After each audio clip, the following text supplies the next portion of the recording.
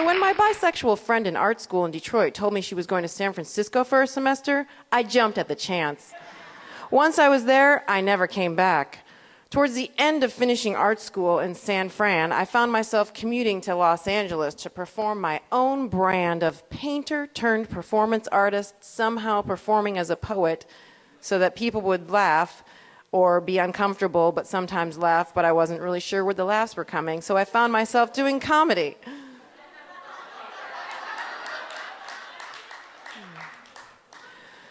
Though fun and exciting, art comedy surprisingly doesn't pay so well. So I looked for a great job to get me in the door of the industry. Guys, I landed a job at the Hard Rock Cafe in the Beverly Center. I was so excited. I had found that something bigger I was looking for. I remembered the Hard Rock Cafe in Orlando, Florida from a trip I had taken with my parents as a youngster. The waiters and waitresses would stop mid-shift when Shake It Up Baby Now by the Beatles came on super loud. I love that song. They danced and smiled, not a care in the world. I remember thinking, this must be the coolest and most fun place in the world to work. I couldn't believe I now had just gotten a job at the Hard Rock Los Angeles. I quickly realized that the Hard Rock Los Angeles was nothing like that. In 1994, in LA, there were a few servers who drank shots of tequila to get through their shift. That was the closest it got to a rock and roll dance party. One of the servers, Carrie, was half Korean, half white, voluptuous, yet butch, sporting a Harley-Davidson belt buckle and a cowboy hat when she got off work. She was one badass bitch. One day, out of the blue, she asked me if I had ever made out with a woman. I was in shock, yet strangely titillated. The next day, she asked if I would like to have sex with Sandra Bernhardt, and I dropped all the plates I was carrying. No one had ever been so brazen, bold, or sexy to me. We began to have an affair. I fell madly in love with her for approximately 3 weeks. One of the reasons I was so crazy about her is that she was kind of a bitch to me. She told me that my whole act was bullshit, and she wondered what was really going on with me. I didn't even know I had an act, but I did enjoy being told the way I was bullshit.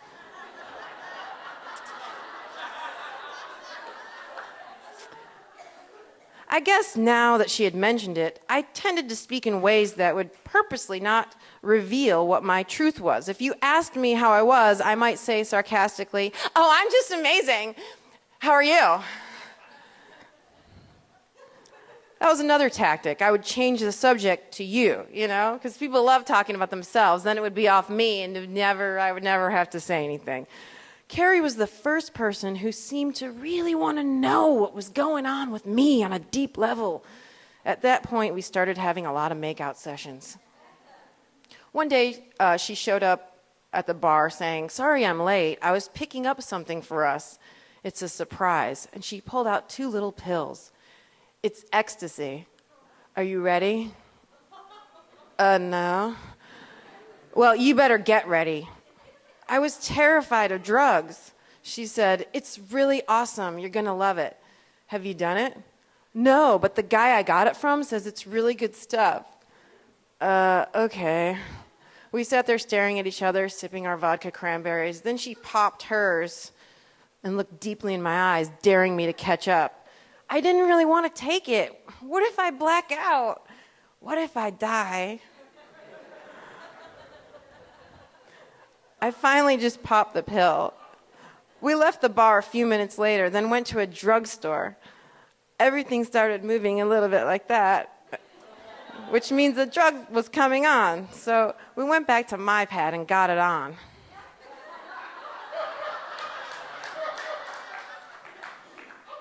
Yes, it was sensual. Shortly after the sexy ecstasy evening, Carrie got me a toothbrush to keep at her house. That simple act made me incredibly uncomfortable.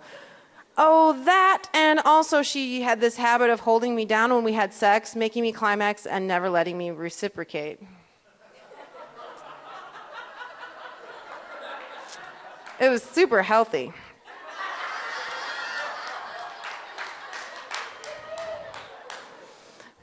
Suddenly, I knew our emotional roller coaster dramatic relationship wasn't really love. It was kind of damaged.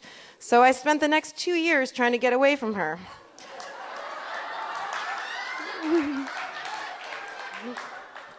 She would give gifts, track me down, a French press coffee maker, and maybe an address book from Papyrus in the mall. I would give in to her out of guilt and my own sick desire to participate in the drama. One night after I didn't return her calls, I finally did, and she answered the phone telling me, "Nothing matters," and hanging up. I went to her apartment to find her in the kitchen having written all over herself in black Sharpie. It kind of reminded me of that Melissa Etheridge video from the 90s with Juliette Lewis. I love that you immediately, I was like, what if people don't know that video before it was even out of my mouth? You're like, oh shit, yes. Come to my window, I'll be home soon. And Juliette's just like,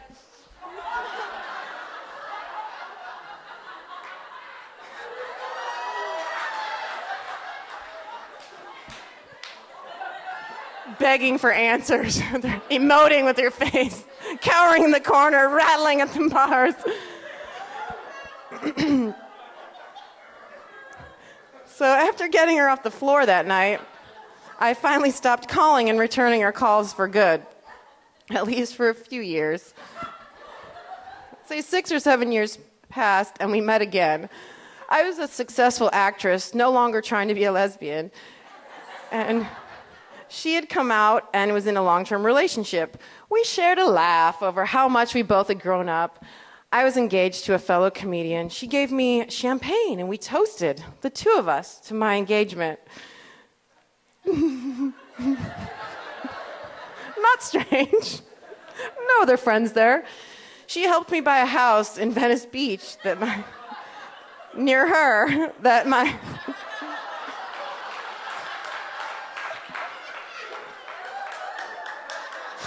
I might start crying. That my fiance moved into with me. He collected unemployment and made art projects while I worked as an actress on TV and planned our wedding.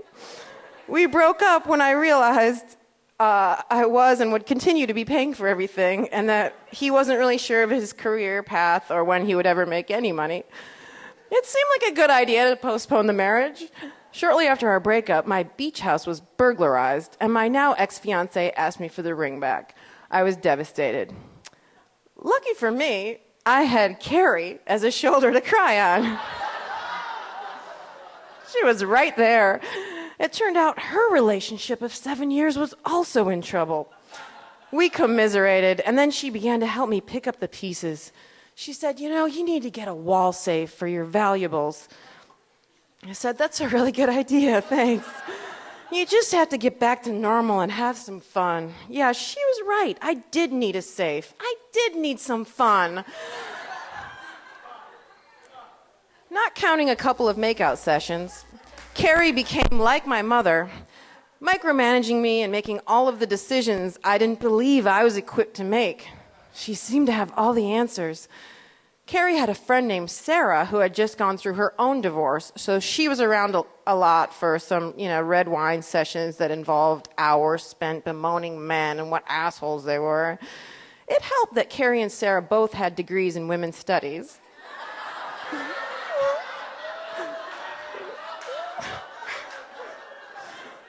One night we were all joking around about how we should start a women's commune and get away from men and the bullshit in the world. We needed our own space. I was realizing there were few people I could trust. I was vulnerable and I needed help. I needed someone to tell me what to do. I started making money. I was really making money acting on television. And Carrie had been studying the book Rich Dad, Poor Dad. which means she's really smart about money.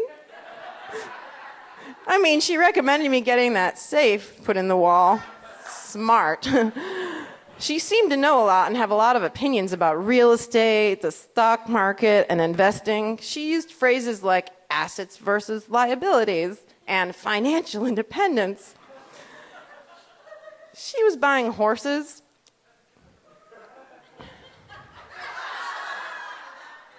And expensive Italian tile with her girlfriend's money. So we all decided that I would sell my little beach house and we'd get a massive compound for Carrie, Sarah, and Sarah's daughter, Tallulah, to live in. We sought the place farthest away from LA and yet close enough to Hollywood, the perfect place for our secluded women's commune, Woodland Hills.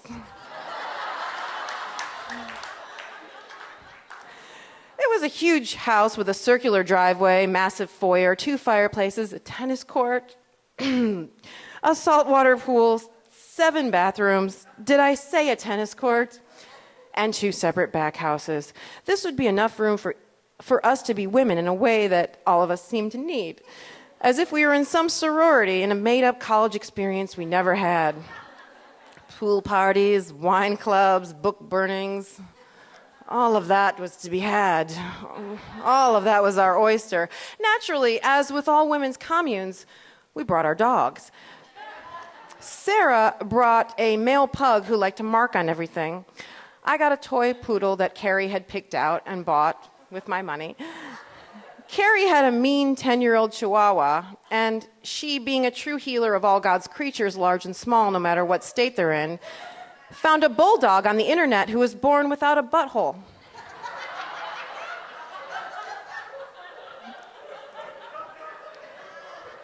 So she decided to drive cross country to pick it up.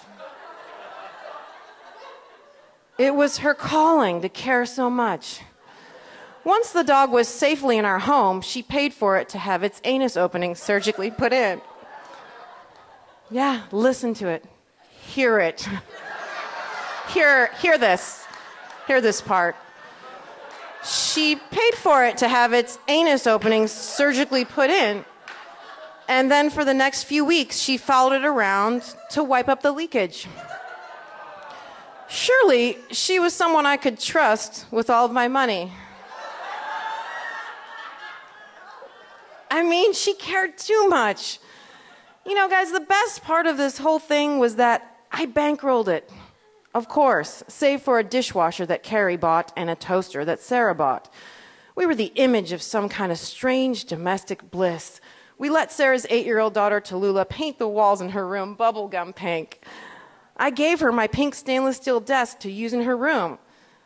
I meant for her to have it, but it didn't really occur to me that after I'd given her my desk, I didn't have one. I started to use the floor in my bedroom as a desk.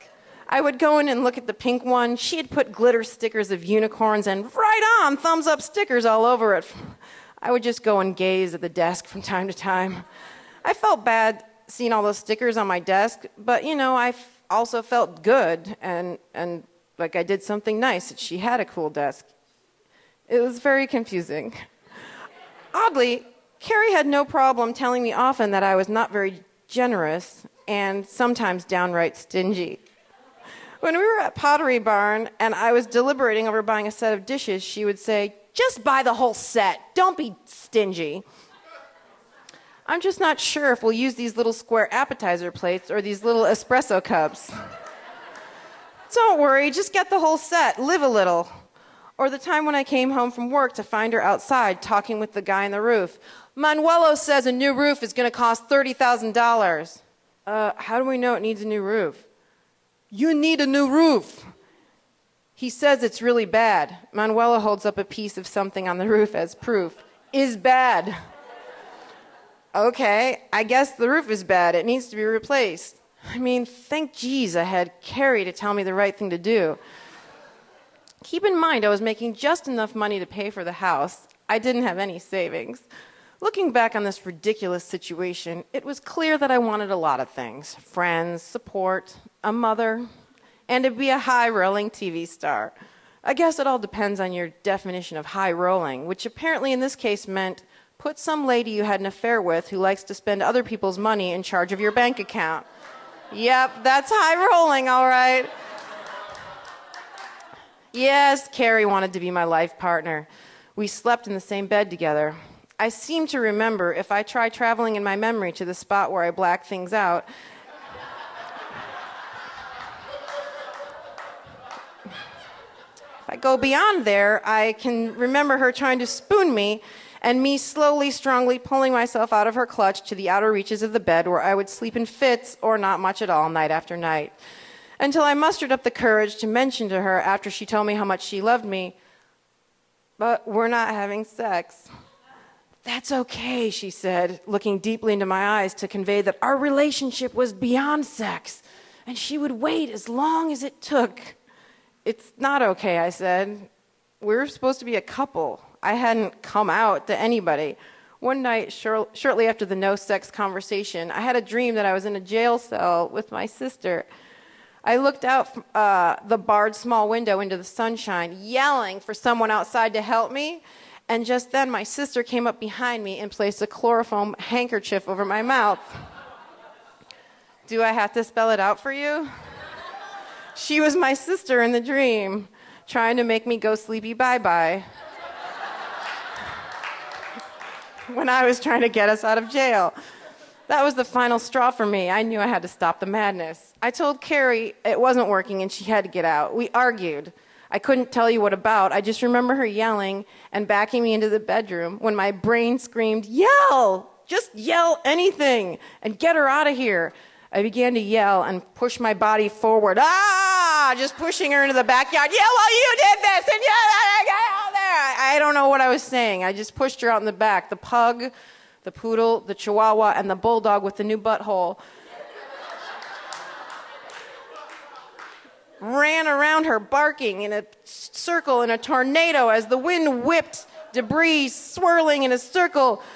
I backed away into the house and looked out the window at her fuming like some crazy spirit in the seventh seal, or the seventh sign, or whatever that scary movie is where people are possessed.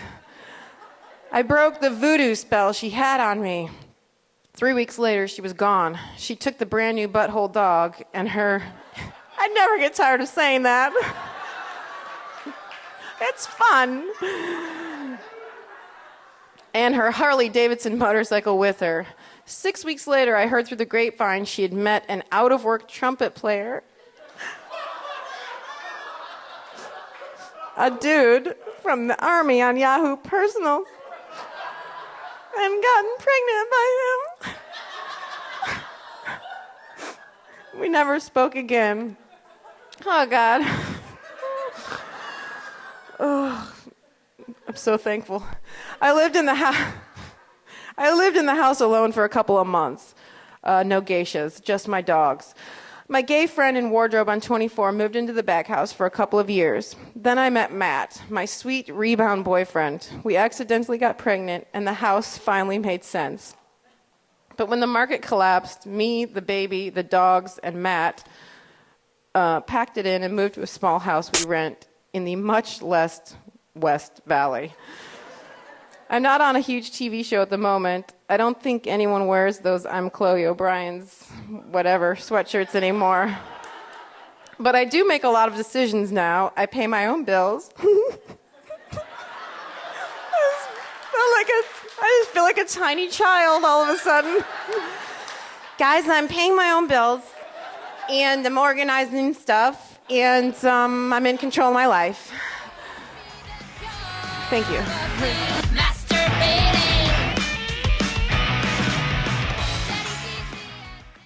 Josh and I locked eyes. He leaned in so close that I could feel his breath on my face. Oh my God, he's gonna French me. I closed my eyes, and then, out of nowhere, an engine revved from the darkness and a state police car came barreling into the